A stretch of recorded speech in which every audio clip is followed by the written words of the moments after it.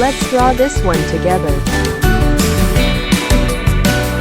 The first step, make a shape like this. Look, it's so easy.